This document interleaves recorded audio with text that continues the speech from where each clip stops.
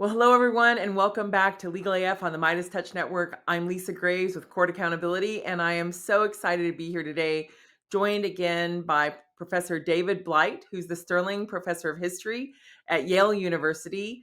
We've been having a continuing dialogue about the importance of history and understanding history in the challenges we're facing.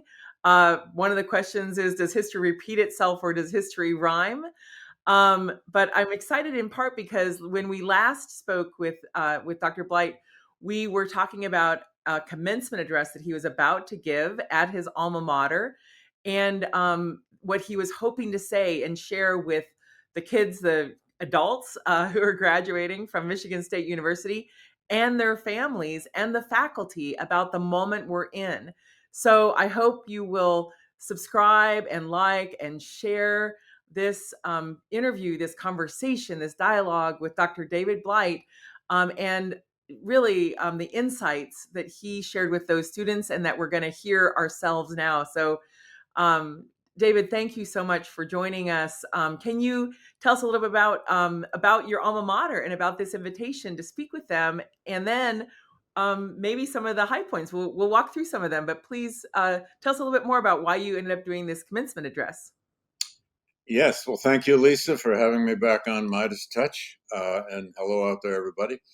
Yeah, well, I grew up in Michigan, in Flint, Michigan, and I went to Michigan State as both an undergraduate and for my master's degree. I was a student there from 1967 to 71. So those with any memory of those years consider the dates. This was the height of the Vietnam War, the height of the culmination of the civil rights movement. Uh, but anyway, I was invited to speak because I guess they had to have somebody to call their distinguished alumni speaker. Anyway, I spoke in the You basketball are a arena. distinguished alumni.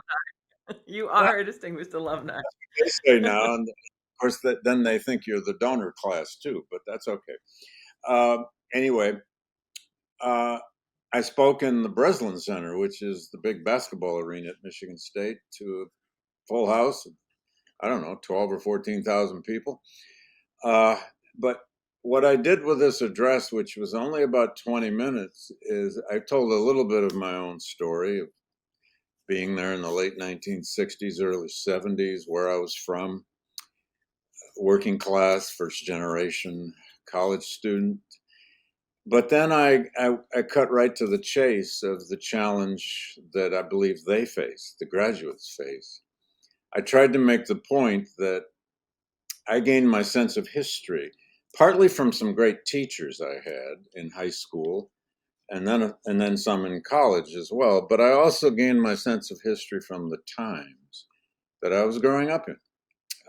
You couldn't have your brain open without being influenced and affected by the events in the country, events abroad, events in the streets, and especially the Vietnam War.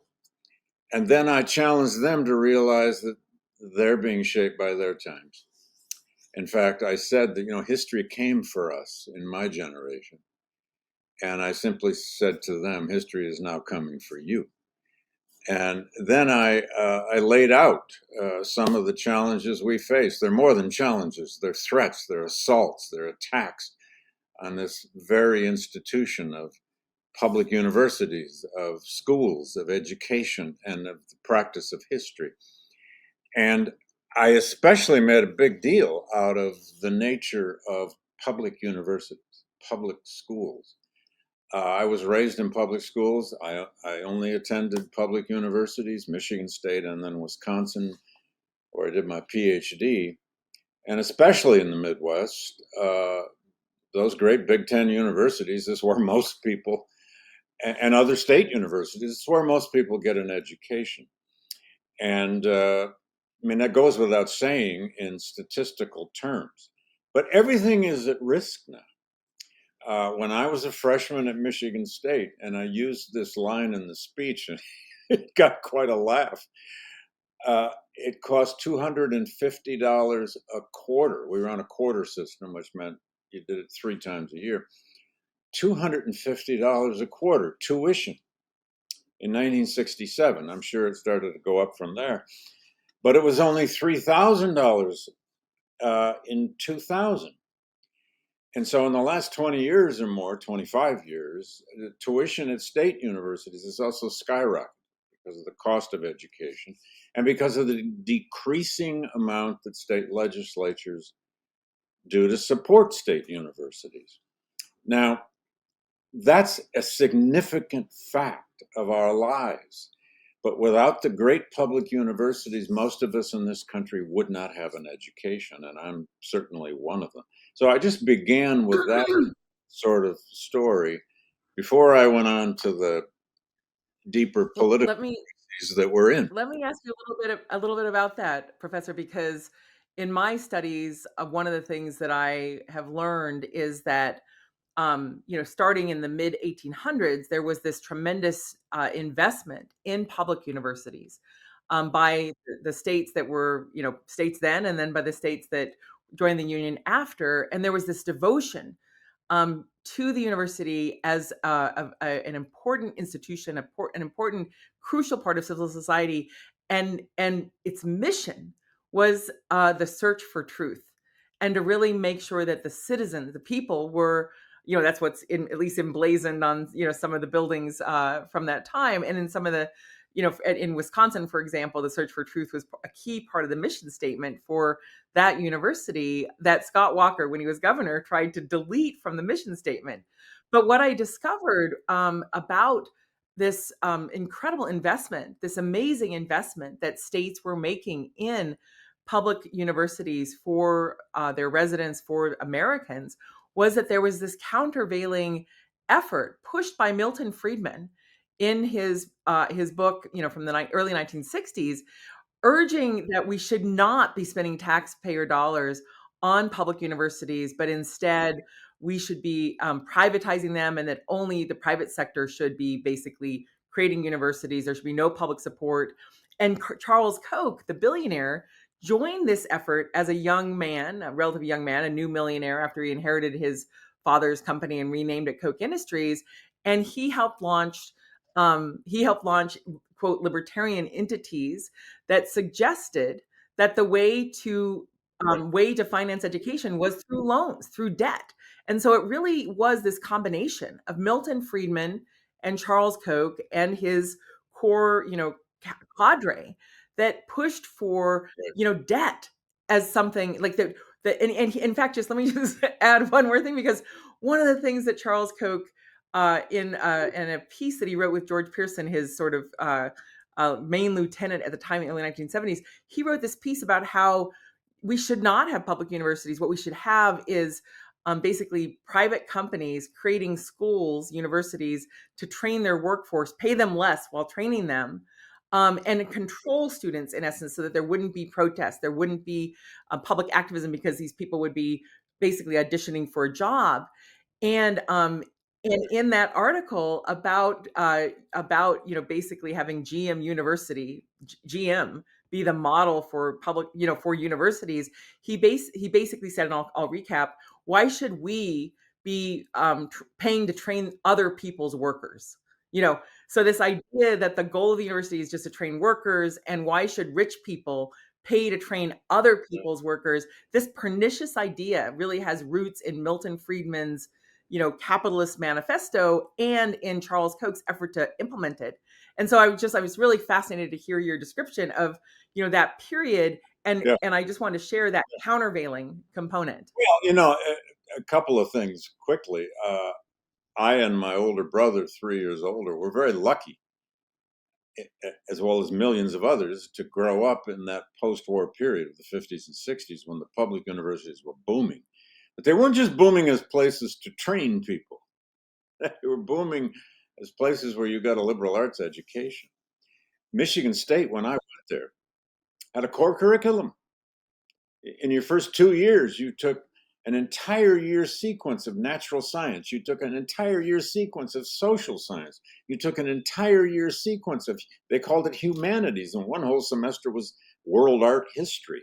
And then you took an entire year of what they called American thought and language, which was partly intellectual history, partly literature. All of this everybody took at a huge state university. And then you funneled into your majors, which for me, of course, was history. Uh, Now, the great public universities, I think, and the public schools that came before them are the most democratic institutions this country has ever created. If you just think of them as engines of mobility, they've always been engines of social mobility, engines of racial mobility, class mobility, uh, kids from farms, kids from cities. In my case, a thoroughly working class family. Uh, and that $250 check from my dad in 1967 was still a serious check to write to a university. But but let's remember too, this idea of public universities came out of the Civil War. It came out of the Morrill Act, the land grant colleges. Now, there were a lot of them founded after the Morrill Act of 1862. Michigan State still claims it's the first. Eh, who knows? There were a whole bunch of them created the same year, so who cares? But it was originally called Michigan Agricultural College, and their nickname in the 19th century was the Aggies. They didn't become the Spartans until about 1905 or something. But anyway, uh, this is an ideal, and I celebrated it in my commencement address, and I could tell it resonated especially with the students. They knew that they got to go to now their tuition is now $25,000 or $30,000 a year, but that's nothing compared to what it costs to go to these Ivy League places and most other private universities. Without that access to a public university, a lot of those kids understood, I'm sure they did, that they wouldn't have an education either. Yeah. And also, you find if you went to whether it's a Big Ten school or an SEC school in the South, the loyalty to some of these state universities is extraordinary. I mean, at Michigan State, they may have 50,000 students, but it's at any given time. But it's especially for the undergraduates, it's 50,000 people of a family because there's all Yeah. this sports loyalty and everything that goes with it. Now, what's happening to college sports is another matter, and it's becoming a terrible problem of financial corruption. At any rate, the address I gave there was trying to hit this question of the significance of a public university, but then I also ventured into the current crisis over the Trump administration's attacks on the very idea of education, especially public schools, public universities, their attempt to shrink or erode the nature of universities. They've begun by attacking the Ivy Leagues because that gets you a lot better publicity, I suppose. But they're not Yeah. finished. In fact, the very day I was there, well, I was there 2.5 days, but one of the days I was there was the day that the National Science Foundation grants were cut. It was Friday of last week, which would have been May 2nd, I think. And there was tremendous angst among faculty and deans. And just before that were the cuts to the National Endowment for the Humanities. And I have friends there who run a center, a huge data center for the humanities. And they run essentially on NEH grants. They have a staff of 6. I was in their offices on Friday.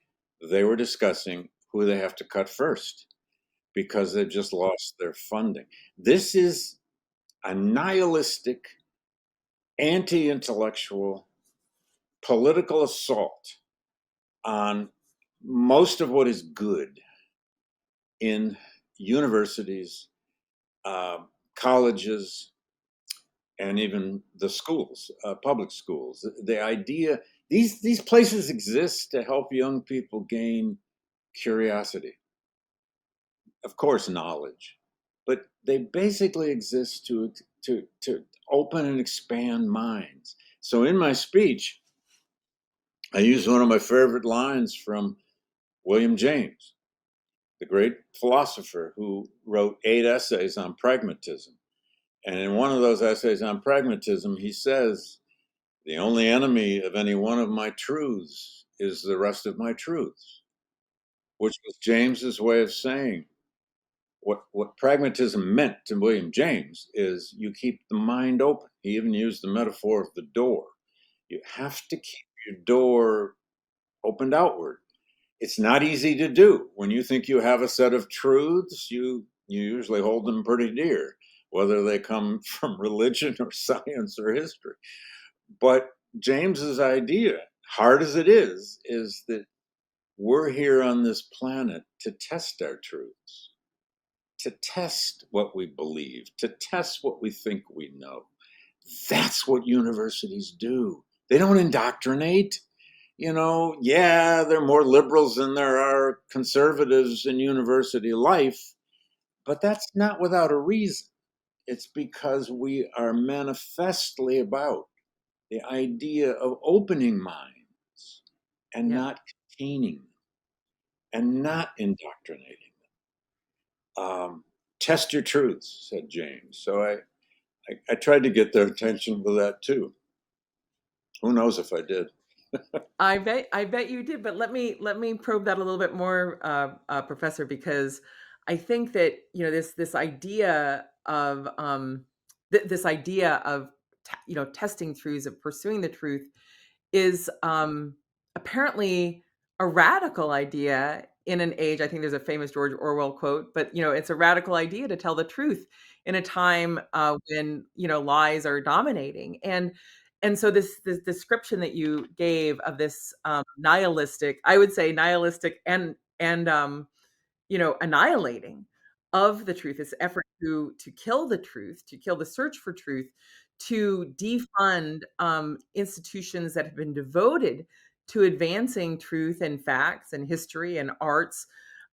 This is a sort of new dark ages. Like you said, it's an anti-intellectual movement. It's an anti um, knowledge effort being perpetrated by a president and his men, largely, who have just sought to decimate these fundamental structures of our civil society that have helped enrich our country and enrich so many people's lives. I wonder if you could talk a little bit more about what you said about the Trump administration's assault on universities, and why, I mean, in some ways, it's obvious why it's so important, but it's so unprecedented in U.S. history, and it's so devastating. It's not irreparable, although certain things cannot be readily repaired from this destruction, but it Well, is so unprecedented and destructive. yeah, I mean, to pick up on your point about so many lives, I specifically looked up the current number of international students at Michigan State. Now, this is true of all big public universities, but the current number was 4,500 international students. That's almost one of every 10 at that university. It's about 9.5%. So about one of every 10 of them is an international student. And by the way, you know how in these arenas they have all those neon signs that go all around, and they can change the signage and so on. Well, the signage on all around the arena were the flags of countries. It was beautiful in full color. I mean, we were surrounded by this glowing line of the flags of God knows dozens of countries. And I pointed to that and I said, I didn't ask the international students to stand up because that's a somewhat sensitive question right now because of visas and all the rest. And by the way, in a news report just last week, Michigan State had counted already 12 of their international students that had their visas revoked for reasons nobody knew. Anyway, uh, I pointed that out to them, and I said, this is a totally multi-ethnic, multinational student body, and it's the same everywhere else in this country. And this idea that we're going to close that off when American universities still are, they have been for decades, the model of the world. Everybody wants to Yeah. come here for higher ed, uh, graduate work and undergraduate. I mean, if you Yeah. walked across the campus I'm on here at Yale University, it's the United Nations. I mean, it's people from Yeah. everywhere. Some of them Yeah. have grown up in the United States, but a whole lot of them have not. So we have this amazing power in these universities that the idea of eroding that, of tearing it down, of pulling rugs out from under it, is that's what I mean by nihilistic. It is Yeah. destructive of a basic good, uh, not just for the United States, but for the whole world. Anyway, I really made that case to them, and I'm so glad they had all those flags around because it made the point so vividly. Um, but then I did move on to some of the direct assaults by Trumpism on education. And I don't know. I mean, I'm happy to share the text of that speech. I can send it to you all. And as soon as I get a video of it, I'd be happy to send that too. Um, I have nothing to hide in that speech. I used a refrain that I said, "You live in a United States," and I used it about 7 or 8 times. A United States that's not united, a United States in which you have an executive that believes he doesn't have to obey many aspects of Article 2 of the Constitution. You live in a United States of guns. And by the way, Michigan State, as you may know, had a mass shooting just February of 2023, and it just tore that campus apart. Three kids were killed in a classroom by a lunatic gunman, and they know that situation. And then I use the same about climate change. You live in the United States where powerful forces don't believe we should try to save the only planet that we can inhabit. Anyway, uh, I didn't hold anything back. And I'm not, that's not touting myself in the least. I just thought you can't do a commencement speech at this moment in time with these young people without with just cliches about the voyage of life and the wind is at your back. No, it isn't. The wind is right in your face, and it's coming at you from very powerful places, and you got to get ready. You know, people get ready. I actually used some lyrics from some old songs that they may not have known, but they were the Vietnam generation's songs. I used the Well, Curtis I line, Curtis Mayfield's. People get ready. There's a right. train a coming. You don't even need Yeah. it. You just get on board. And I got a cheer for that one. And I said, "Oh my God, you know who Curtis Mayfield was?"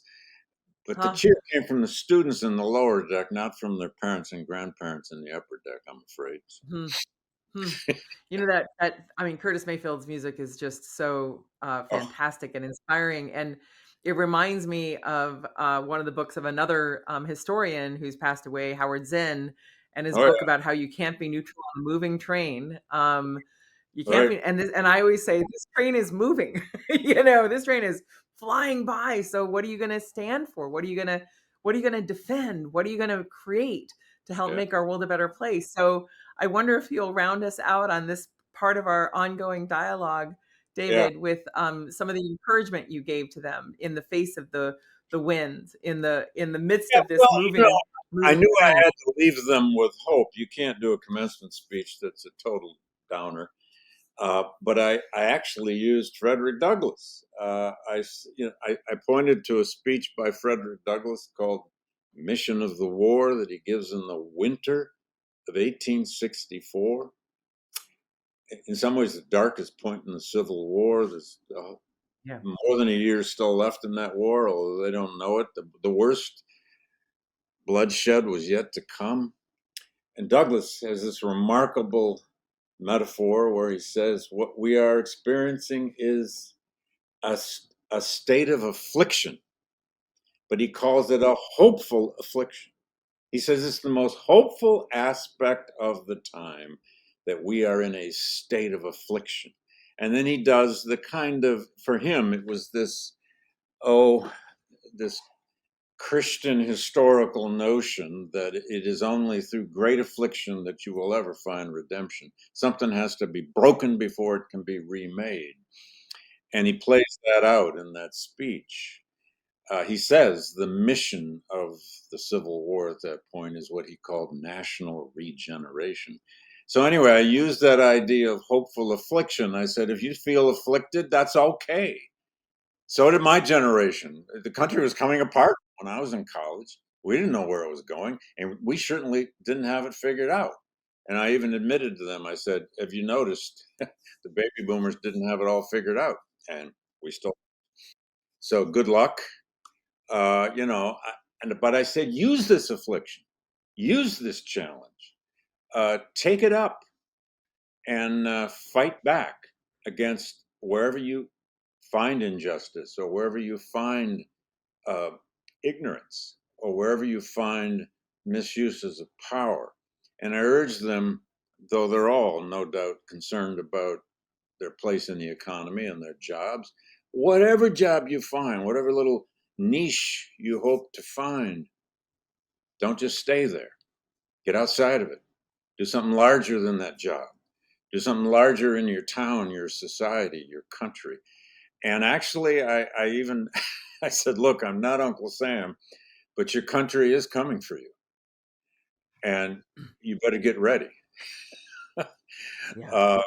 uh, and I made a metaphor out of the draft, because for my generation, everybody in the Vietnam generation worried about or experienced the military draft. It's called the selective service. Everybody did, Right. and every male of the Vietnam generation can tell you his draft number from the lottery that went in 1970 under Nixon. I said, you don't have a military draft, but in some ways you have a harder challenge. And that is, you have a government right now that wants to destroy some of the best institutions in this country that will make your future possible. And if you don't know that right now, you don't have your eyes open. So that's essentially what I did. But I got a little hopey at the end about, you know, their families. And I mean, that's not only important, it's true.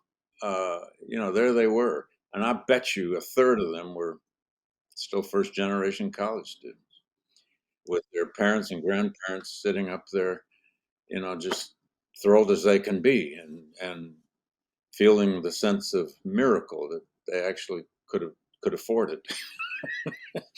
and that Yeah. Really, it's and they let every student walk across that stage and get their diploma. good.